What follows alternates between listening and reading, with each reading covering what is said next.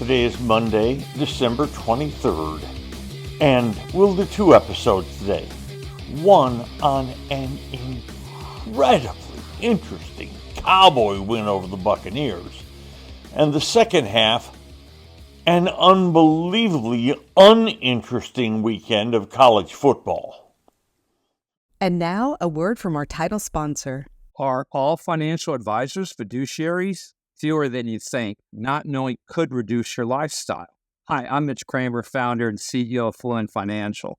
A fiduciary is a regulatory term to reduce conflicts of interest in wealth management. A fiduciary always works in your best interest. A non-fiduciary advisor might put their compensation or company ahead of yours. At Fluent Financial, we are certified financial planners acting as fiduciary advisors. To learn more, go to fluentfinancial.com or Fluent Financial's YouTube channel. Once again, on December 26th, on radio station The Ticket, I'll anchor the all-day broadcast of the CrestCars.com Normathon, benefiting the Austin Street Center for the Homeless. The centerpiece of all previous 23 Normathons has been the car raffle, and Crest this year has provided us three spectacular brand new cars, a Cadillac, an Infiniti, and a Volvo. To try to win one of them, you buy the tickets at $100 each. We will sell no more than 4,500. We will draw the winners on the air live the night of the Normathon at 7:10 p.m. Get your tickets by using your credit card. It's easy and it's safe. Go to the website www.austinstreet.org and then click on Normathon. Hurry! Tickets for the Crest car raffle sell out early every year. 3 gorgeous Crest vehicles are available. Get your raffle tickets at www.austinstreet.org and then click on Normathon. Before we get to the Dallas Cowboys' victory over the Buccaneers, a reminder that on Thursday, December 26th, it'll be the Crest Cars Normathon at Crest Cars.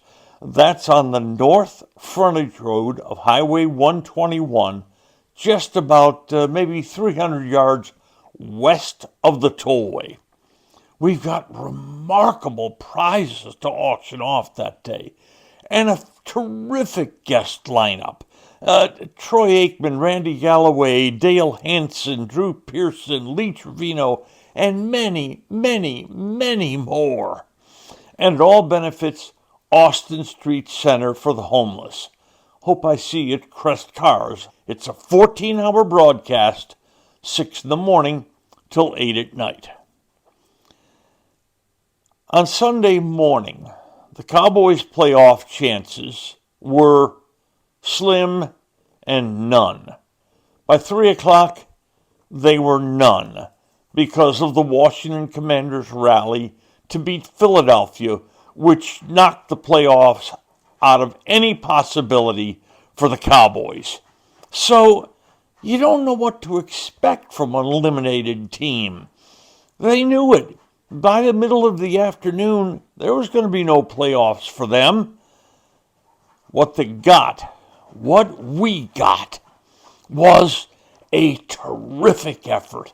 A 60-minute, brutally physical win over a Tampa team desperate to win to keep control of the NFC South. For some fans, they wouldn't want the win last night. They wanted draft position. They wanted lower picks in each of the rounds. But a kind of spirit exists in some teams, and it doesn't in others. This team had every reason in the world to be dispirited, but it did not lay down.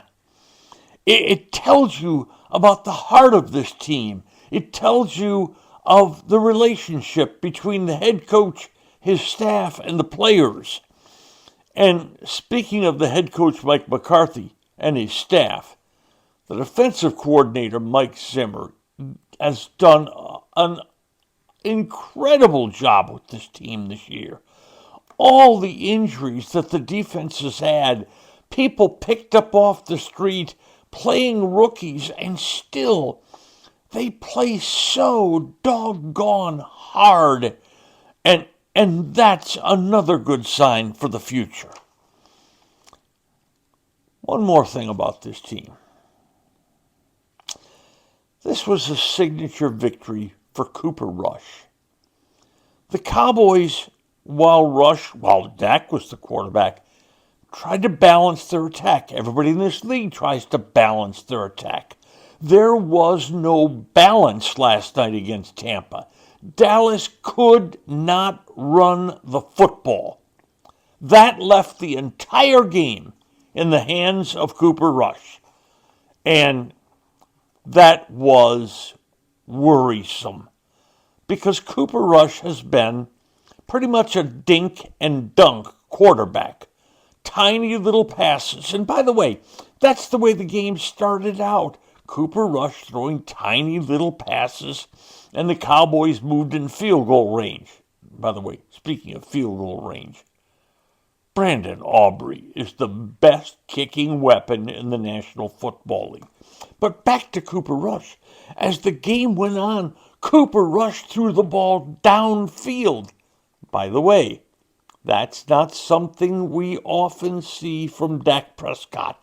But Cooper Rush went downfield, hit big plays down there, and the Cowboys forged a lead they would never give up. You know, Cooper Rush is free after this season. And I don't think anybody thought of signing Cooper Rush as much of a priority. But if you watched him these last several weeks, he's a very solid backup quarterback. Now, can the Cowboys re-sign him?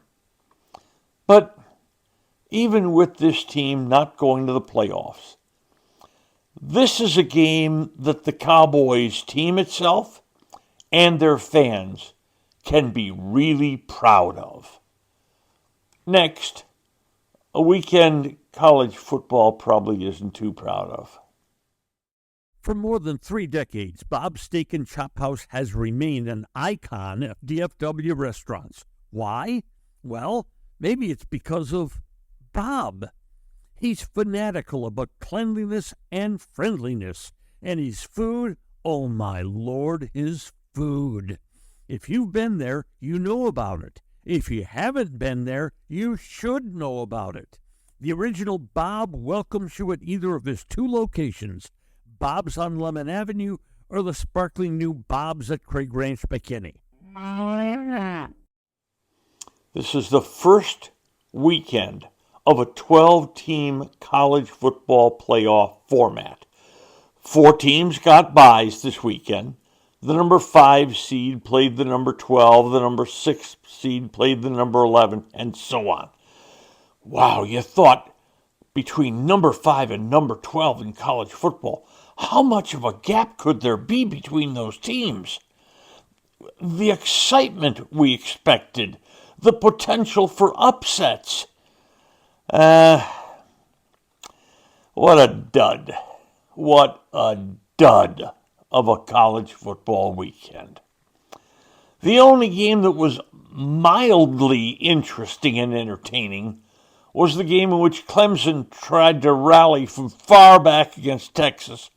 But as soon as they got to within a touchdown, Texas scored in a nanosecond to take back control of the game, and it was a 14-point victory. The margins of victory in the 4 games, the 1 Friday night and the 3 Saturday, were by 10 points, 28 points, 14 points, and 25 points. None of the higher-seeded teams, 5, 6, 7, and 8, ever seemed even mildly in trouble. First, Notre Dame and Indiana. Indiana made some early mistakes. They allowed a 98-yard touchdown run Notre Dame was just trying to move the ball off the goal line, and they get a 98-yard touchdown run. The Hoosiers have had a wonderful season, but they really never threatened Notre Dame. In the game, Notre Dame ran for 193 yards, and Indiana only 63. Remember numbers like that. You're going to hear more of them going forward. Then it was SMU and Penn State. The worst weekend in college football of all the skilled players. Who knows who had terrible weekends in offensive lines or defensive lines. The worst weekend of all the offensive skilled position players, unfortunately, belonged to the SMU quarterback, Kevin Jennings. He threw 2 pick-six interceptions, and then one more interception when SMU was inside the Penn State 20. The Penn State defense really got their head coach, James Franklin, off of the hot seat, leading 14-0, and with the ball at his 19-yard line in 4th and 1, Franklin decided to go for it in the middle of the first half. Why? Why? They didn't make it.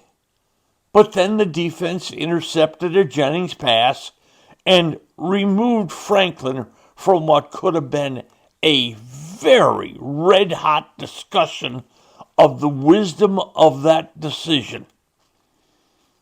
It gave SMU huge life, but Penn State's defense took it back. It was another one of those games where Franklin, who's been under heavy criticism of Penn State, even though he's had a good record, his decision-making was a little questionable. But Penn State was the far better team, and that meant that Franklin would not face harsh criticism from the Happy Valley fans. In this game, Penn State ran for 189 yards, SMU 58. Again, remember those numbers. At Texas Clemson, Clemson moved right down the field to take the lead 7-0. By late in the third quarter, they were behind 31-10. Texas ran and ran and ran and ran. 292 yards rushing for the Longhorns to 76 over Clemson. You know, with all the gaudy stats in college football and pro football, it still matters if you can really run the ball. The finale was Ohio State and Tennessee. Another head coach facing heavy criticism from his fans, Ryan Day of Ohio State, who in the last game of the year, Ohio State was stunned by Michigan in the final game. This game opened and Ohio State just blew the doors off Tennessee. First drive touchdown, second drive touchdown, third drive touchdown, 21-0. Tennessee got 10 points in the second quarter and got the ball to start the third quarter. If Tennessee had been able to manage some points there, the game could have gotten really interesting. But they didn't. Ohio State got the ball right back and basically destroyed the Volunteers. Tennessee got slaughtered. SMU got slaughtered. Indiana and Clemson were okay, but they were each double-digit losers. The opening lines for the quarterfinal games this weekend are: Texas favored 14 over Arizona State. Ohio State favored 2.5 over Oregon. Oregon won their regular season battle by 1 point. Georgia favored only 1.5 over Notre Dame. That's because the Georgia quarterback Carson Beck is hurt and will not play. And Penn State favored 11 over Boise. That one's pretty interesting. Hopefully, at last, a couple of these games will be must-watch TV, instead of, as they were this weekend, must-turn-off TV. Today's episode brought to you by Fluent Financial, Retire Sooner, Better Lifestyle. And by Crest Cars. There's good, there's better, and then there's Crest. And by Bob's Steak and Chop House. Thanks for listening to today's episode of Just Wondering with Norm Hitzges. If you enjoyed what you heard, please hit follow, and a fresh new episode will be delivered to you every Monday, Wednesday, and Friday. And if you know someone who might enjoy our work, please share it with them. I'm Norm Hitzges, and I'm always just wondering about something. And I'm Mary Hitchkus, and I'm just wondering too.